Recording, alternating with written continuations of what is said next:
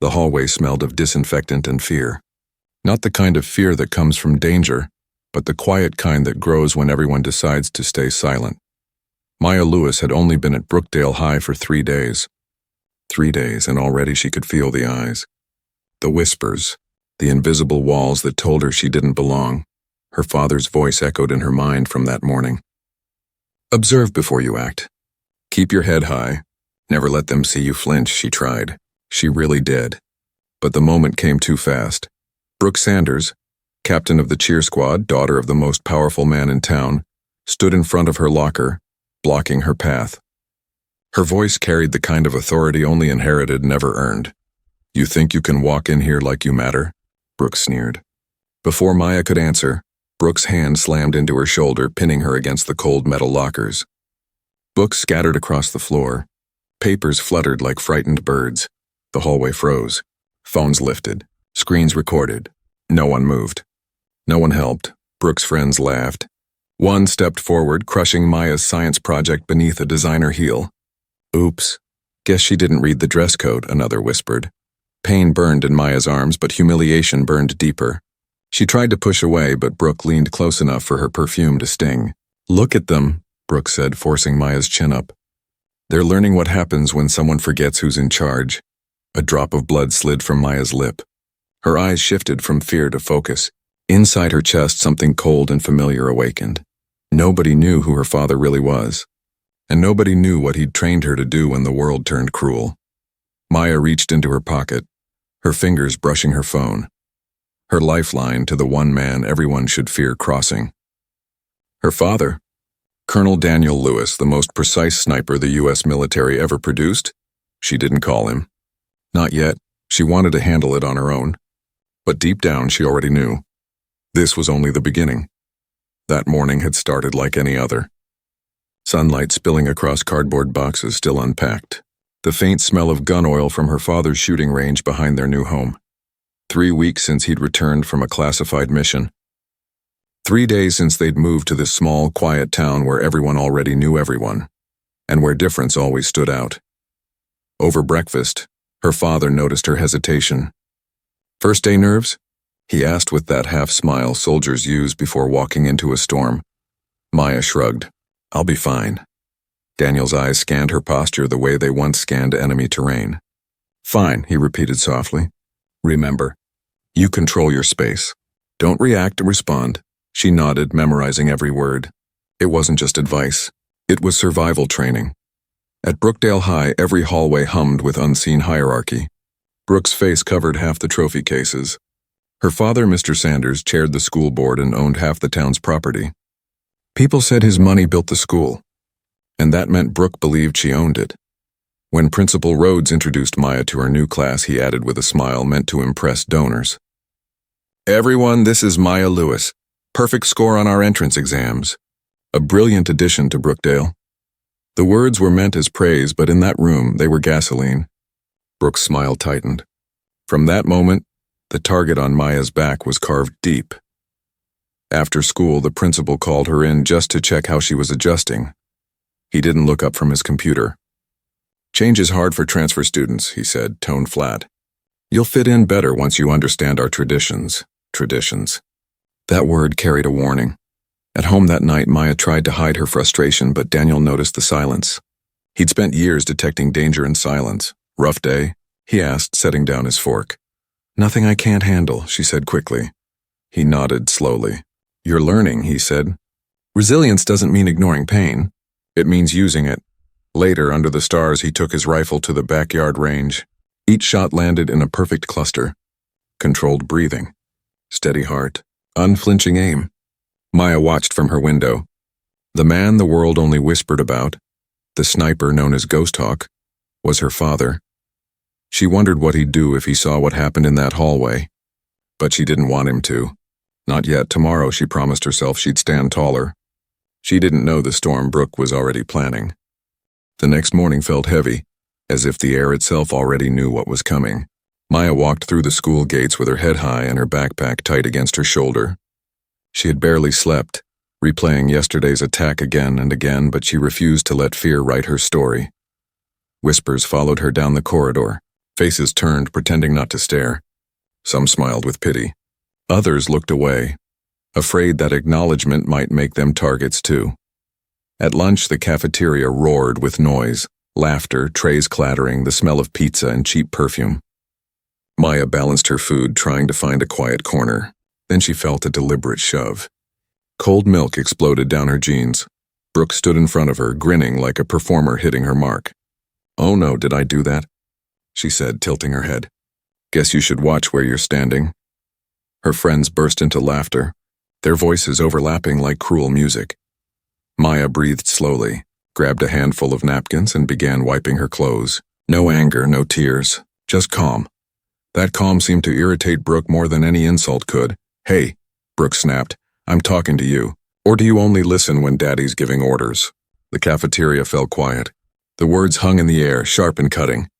"My father serves his country with honor," Maya said softly. "That's not something you'd understand." The silence that followed was heavier than before. Brooke blinked, caught off guard by the quiet strength in Maya's voice. Before she could react, Mr. Rhodes walked past, asking what was going on. Brooke's voice turned sweet like honey covering poison. "Just a little accident, sir." The principal nodded and walked on, leaving Justice to rot on the floor. Maya sat down, finishing her lunch in silence. Across the room, she caught a few sympathetic glances, small sparks in a dark room. She noted them, the way her father had taught her to identify allies. That evening, Daniel noticed the faint stain on her jeans while she loaded the washer. "Long day?" he asked. "Nothing worth talking about." Her answer was automatic, trained. But Daniel had been trained too, to hear the lies hidden between breaths. He didn't push. Instead, he changed the subject, telling her about his upcoming interview with a private security firm. His words were casual, but his eyes kept returning to her face. Later that night, as she worked on homework, she could hear the sharp rhythm of gunfire from his range, measured, perfect, unrelenting. The next morning brought a different kind of attack. Maya opened her gym locker to find her uniform missing. In its place hung a crude costume, a grass skirt and a paper mask painted with mocking tribal features. The laughter that echoed from behind her was unmistakable. Her stomach tightened. She took the costume straight to Coach Lane. "Someone took my clothes," she said, holding the offensive costume out. The coach didn't even glance up from her clipboard. "Forgot your uniform? Not my problem. Either wear what you have or take a 0. "But—" "Make a choice, Lewis, the clock's ticking." Maya stood there, surrounded by staring faces. She refused to wear the mask. She walked out in her regular clothes and joined the warm-up line. The whispers grew louder. Phones pointed. Someone recorded. By lunch, the internet had turned crueler than any hallway could. Her photo, standing defiant in her everyday clothes, appeared under hashtags mocking her as too sensitive and rule breaker. After classes, she went to Vice Principal Hart to report what happened. The man didn't even turn from his monitor. "Do you have proof?" "The costume is still there." "Then bring it." "I wasn't going to carry that thing through school." He sighed, finally looking at her. Sometimes students use words like racism when they just don't fit in. Learn to take a joke, Maya stared at him. She'd faced soldiers in her father's training drills who were more humane than this man. When she stepped out, her English teacher, Mrs. Rodriguez, caught sight of her face. "I saw what happened in gym," she whispered. "Document everything, times, names, screenshots. Don't trust the system to protect you." Maya nodded. She understood strategy when she heard it. That night she began her operation. A leather journal opened on her desk labeled Evidence. She listed everything, every insult, every post, every witness. Screenshots went into encrypted folders, each file timestamped. Her father's lessons about mission intelligence weren't meant for school life, but they fit perfectly here. A knock on the door startled her. She quickly slid the journal under a book as Daniel entered. "Homework?" he asked, scanning the room with that soldier's precision. "Yeah, just calculus." He nodded slowly, but his eyes lingered on the corner of the hidden notebook. "Make sure to close your blinds after dark," he said. "Never invite observation." "Got it." He left, his footsteps fading down the hallway. Outside, she could hear him locking doors, checking windows, ensuring every inch of their home was secure. The routine that once embarrassed her now felt like protection. But later that night she heard his low voice from the office, firm and coded. Target surveillance confirmed. Package remains protected. It wasn't unusual for him to speak like that during classified calls, but tonight, his tone carried something else. Tension, urgency. Maya stared at her ceiling, heart pounding. She didn't know if he was talking about his work or about her. The next morning, she decided to act. Before her father could leave for his interview, she called his oldest friend, Uncle Mark, a man who'd served beside him overseas. "Uncle Mark, it's Maya. I need help. But please don't tell Dad yet." She described everything, the bullying, the threats, the costume, the silence. Mark listened without interruption. "You did the right thing by documenting it," he said finally. "Give me 24 hours. Don't engage them. Let me work." Maya ended the call feeling both relief and fear. But outside her door, Daniel had heard enough of the conversation to know. His expression didn't change, but inside, the soldier in him began preparing for war. The following day, he told her over breakfast, "I'll stop by school later to handle some paperwork." Maya pretended not to notice the firmness in his tone. Both of them knew he wasn't just going for paperwork. As she walked into Brookdale that morning, she carried herself differently. Shoulders squared, chin level, eyes sharp. She began recording everything on her secure app, logging times and faces. When Brooke approached her between classes, ready to taunt, she hesitated. Something had shifted in Maya's eyes. Not anger, not fear. Focus. The calm before precision. Brooke didn't realize the rules had changed. But she was about to learn that some people don't fight back out of weakness. They wait until the outcome is certain, and Maya was done waiting. The air in the girls' bathroom was thick with cheap perfume and cruelty. Maya stood at the sink, splashing water on her face, trying to steady her breathing. She wanted one quiet moment. Just one. The door burst open. Brooke and her two closest followers walked in like they owned the place. Their laughter bounced off the tiles, sharp and echoing. "Well, if it isn't the little soldier's daughter," Brooke said, her voice dripping with mock concern. "Still pretending to be brave?" Maya didn't turn. "I'm just washing my hands." "That's cute," Brooke said, stepping closer. "You think ignoring me makes you strong. It makes you boring." Her friends giggled, closing in behind her. Brooke reached into her bag and pulled out Maya's history project, the one she'd spent days working on, the one due tomorrow. "Would be such a shame," Brooke said, holding it up, "if something happened to this." Before Maya could react, one of the girls tore a corner of the poster board. Another took out a pair of scissors and snipped a lock of Maya's hair, laughing. Maya froze, heart pounding, mind racing. She remembered her father's voice again. "Control your breathing, observe. Record before you strike." Her hand slid into her pocket and pressed the button on her phone. "Recording on. Why are you doing this?" she asked quietly, her voice steady. "Because we can," Brooke said. "Because no one will stop us. Not the teachers, not the principal, and definitely not your crazy father." The words hit like a slap. Maya stared at her, the camera still running from inside her pocket. "You've done this before," she said softly. "Of course," Brooke smirked. "Everyone learns eventually. You're just taking longer." The bell rang, slicing through the tension. Brooke smoothed her hair and smiled. "Try not to cry too loud this time," she said as they left, leaving Maya surrounded by torn paper and humiliation. Maya stood still for a long moment, then slowly gathered the shreds of her project. Her hands trembled, but her voice inside was calm. "You have evidence. You have proof. You have a plan." Later that afternoon, as she walked down the hallway, the school counselor, Ms. Winter, called her over. "I've noticed some things," she said softly. "The way certain students treat you. I want to help." Maya met her eyes. "Can you actually do anything?" The woman hesitated. "There are limits, but I can listen." Maya gave a polite nod. "Thank you, but I think I already know what I need to do." Through the window behind the counselor's office, Maya saw him, her father, standing in the main hallway, tall and composed in civilian clothes. He was speaking to Principal Rhodes, who smiled too hard and talked too fast. Maya could tell by the shift in her father's shoulders that he'd already begun assessing the terrain.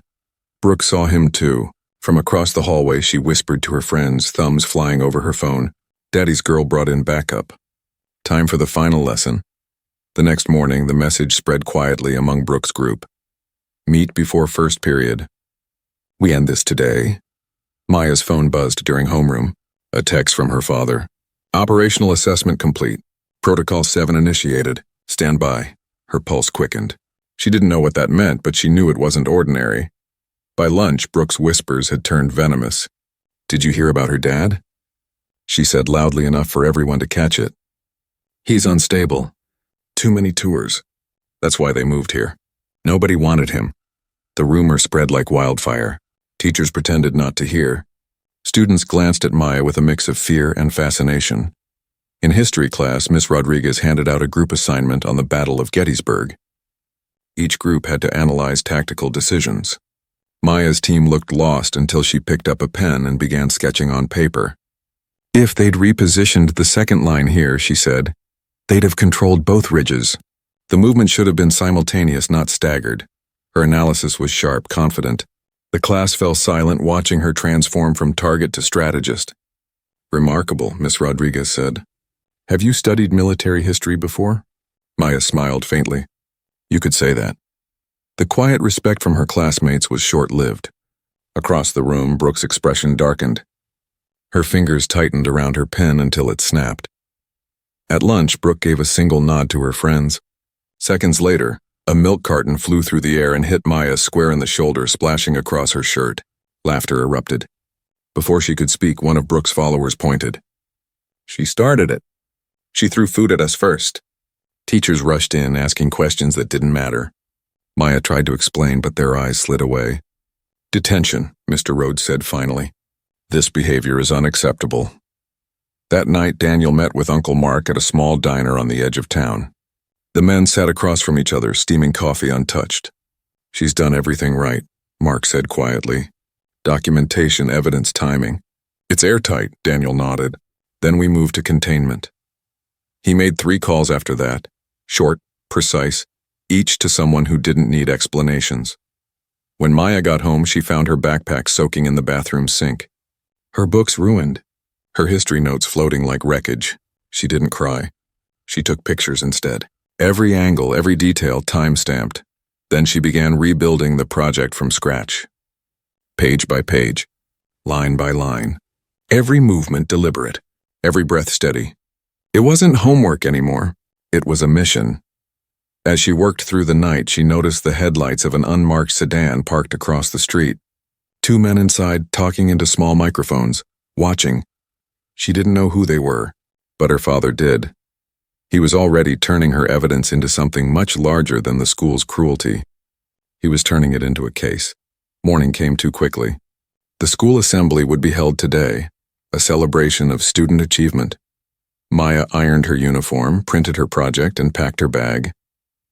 Her father stood at the door as she left. You've done well, he said.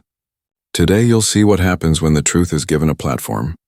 He wasn't smiling, but his eyes carried the calm of a man who'd already aimed and fired. Maya didn't yet understand what was coming, but by the end of that day, no one in Brookdale ever would see power the same way again. The morning sun poured through the glass doors of Brookdale High, but inside the air felt charged, restless. Students shuffled toward the gymnasium for the quarterly assembly. No one knew why the principal looked so tense or why security officers stood near every exit. Something was different. Maya sat near the back of the crowd, her project folder balanced on her knees. Her palms were cold, her heart calm in the way it always became before something big. She had felt this stillness before, the moment before her father fired a rifle on the range. That silent breath just before impact. Brooke and her friends clustered near the front, whispering and laughing, but their laughter was nervous. Even they could sense a storm was building. Then, without warning, the main door swung open. Colonel Daniel Lewis stepped inside in full military uniform, medals catching the light like small bursts of fire. 4 men in dark suits walked behind him, badges glinting. Conversation stopped mid-sentence. Phones lifted instinctively. Principal Rhodes hurried forward, his smile tight, voice trembling slightly. Colonel Lewis, we weren't expecting. This isn't a meeting, Daniel said, his tone calm but commanding. This is an intervention. The gym fell into total silence. Every student, every teacher, turned toward the man whose quiet presence suddenly felt larger than the room itself. Maya rose from her seat as her father gestured for her to join him. She hesitated, but the steadiness in his eyes told her everything she needed to know. Daniel looked at the crowd, then at the administrators gathered on the stage. "I'd like to introduce my associates," he said. "Special Agent Carter, FBI Civil Rights Division. Captain Reynolds, Judge Advocate General's Corps. Agent Howard, Department of Education, Office for Civil Rights. And Federal Prosecutor Michael Hayes, specializing in hate crime and civil rights violations." A wave of whispers rippled through the bleachers. Teachers froze. Brooks' smirk vanished. Principal Rhodes's voice cracked. "I don't understand. Why are federal agents here?" Uncle Mark stepped forward holding a leather briefcase. "Because this school triggered multiple federal alerts. Systemic discrimination, administrative negligence, and failure to protect students under Title VI. The words echoed through the room. Brooks' hand tightened around her phone. "What are you talking about?" she demanded, her voice smaller than she intended. Daniel's gaze fixed on her, calm and piercing. "After 3 separate complaints from minority students, surveillance protocols were initiated. What we found was a pattern of harassment ignored by those in power. That pattern ends today." The gym doors opened again. Mr. Sanders, Brooks' father, stormed in, his suit immaculate, his anger barely controlled. "This is outrageous," he shouted. "You have no authority here." "On the contrary," Daniel replied. "You hold 7 government contracts under federal review. Conflicts of interest tied to your role on the school board place you under investigation." Mr. Sanders stopped mid-step. His face went pale. Agent Carter lifted a document. "We'll be seizing all records relevant to those contracts immediately." Brooke turned toward her father, eyes wide. "Dad?" But he couldn't answer. His mouth opened, closed, then hung in stunned silence. Maya stood beside her father, watching it all unfold. Every truth, every injustice, dragged into the open. "This was never about one student," Daniel said, his voice steady but heavy with conviction. "It's about a system that protects power and punishes vulnerability." The agents moved through the gym, handing out notices. Names flashed across the projection screen. Principal Rhodes, Vice Principal Hart, Coach Lane, several teachers. All suspended pending federal investigation. Gasps filled the gym. Some students started crying. Others clapped quietly, almost afraid to believe what they were seeing. Then Daniel turned to the crowd. "For too long, people here believed silence would keep them safe. But silence only protects the guilty. Every child deserves safety, and when leadership fails, accountability begins." In that moment, phones everywhere were recording. Live streams, photos, videos flooding social media. The story spread beyond the school before the assembly even ended. Within an hour, local news vans lined the street. Reporters shouted questions. Helicopters hovered above. By afternoon, federal agents filled the hallways, escorting staff members out of their offices while students whispered and filmed. Maya sat outside the principal's office, clutching her journal. She had dreamed of justice but never imagined it would look like this. Precise, swift, absolute. Inside the gym, Daniel and his team faced the superintendent, who had flown in from another state. Sweat dotted the man's forehead as evidence flashed across the giant screens. Hallway footage, deleted emails, documented complaints ignored. Each clip showed the same truth. Administrators looking away while students like Maya were targeted. Uncle Mark narrated calmly, showing side-by-side statistics. Minority students make up 12% of Brookdale's population, but account for 93% of disciplinary actions. That's not coincidence, that's systemic bias. The superintendent swallowed hard. This could bankrupt the district. The alternative, Mark said evenly, is criminal prosecution. Daniel remained silent, arms folded. His presence filled the room more than his words ever could. He wasn't here for revenge. He was here for change. That evening, as the sun set over the football field, Maya walked out of the building with her father.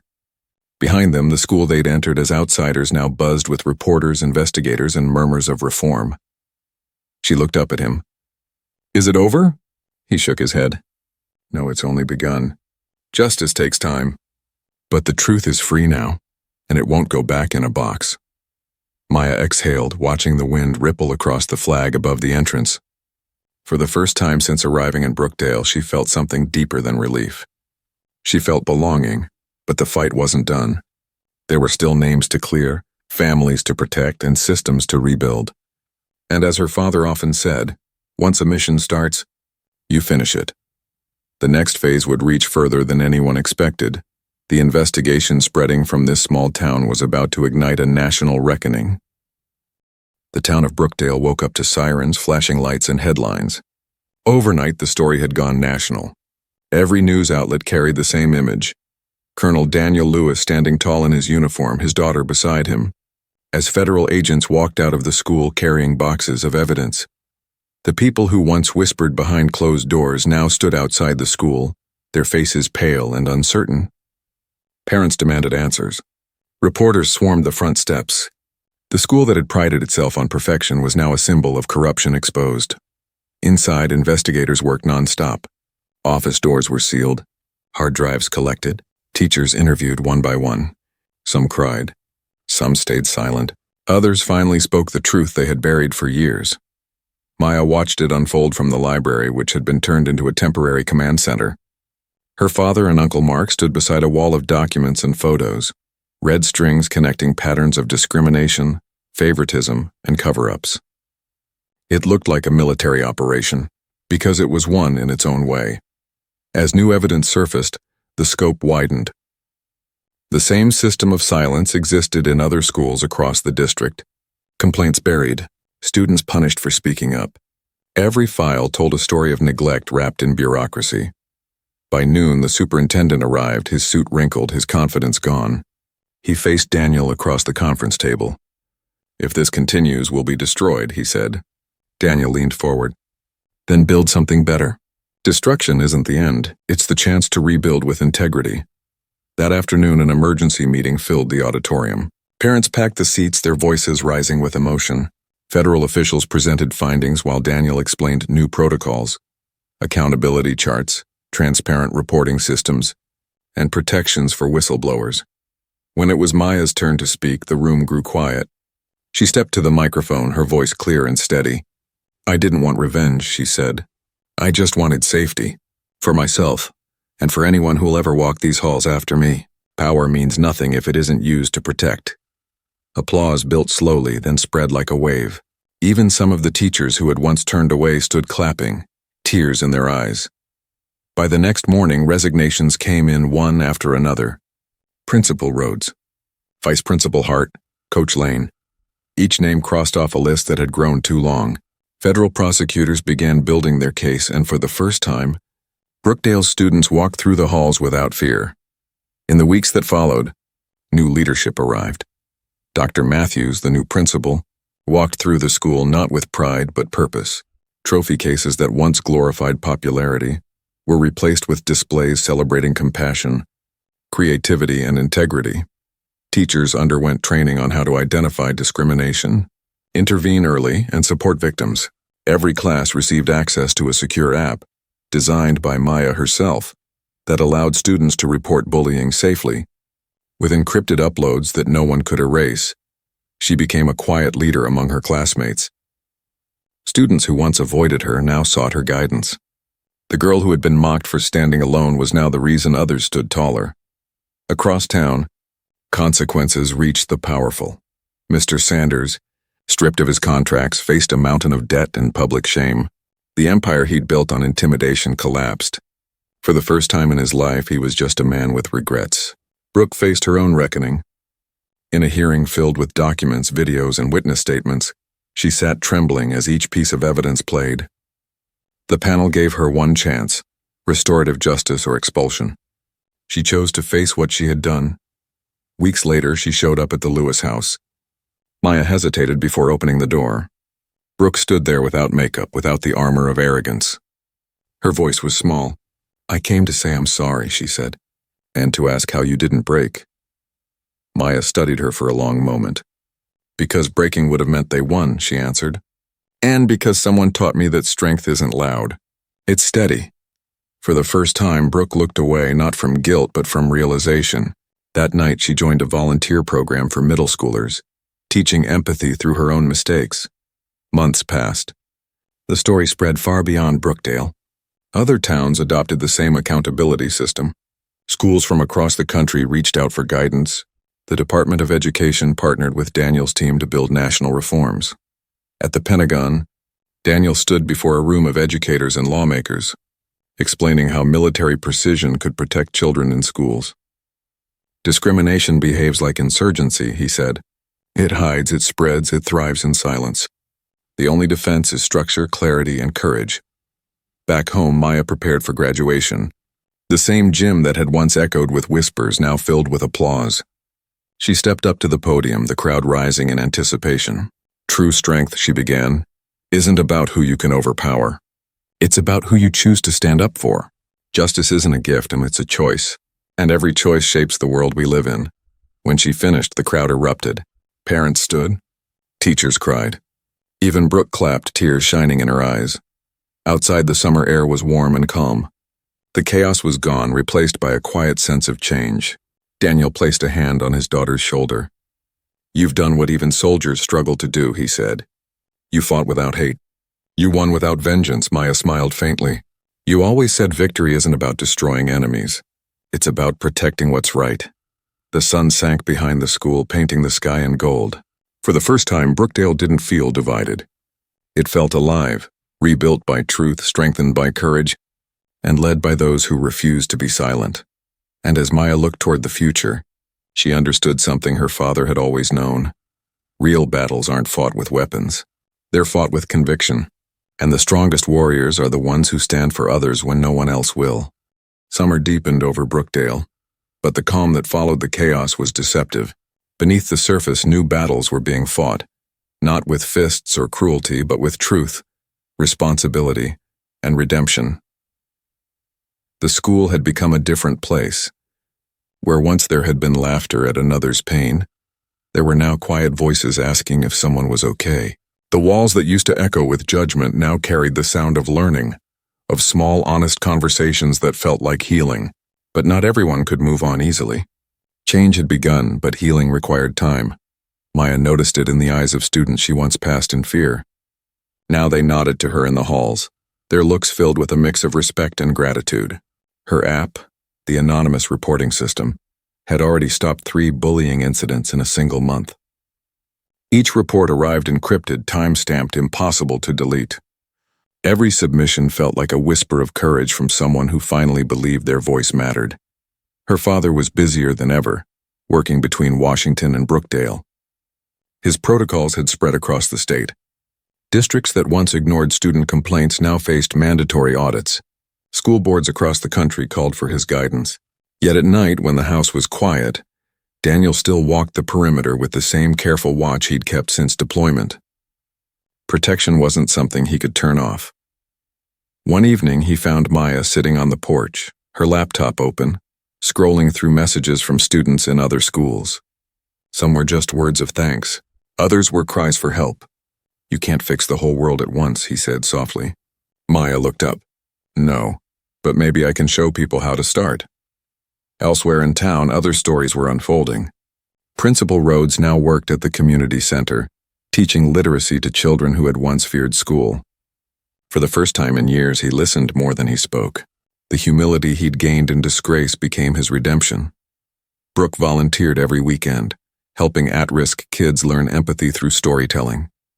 The work was slow, sometimes painful. But when she looked in the mirror now, she saw the truth she had spent years hiding from. Not the perfect girl everyone envied, but the person she could become if she kept trying. Her father, once untouchable, now ran a modest construction business that hired veterans and single parents.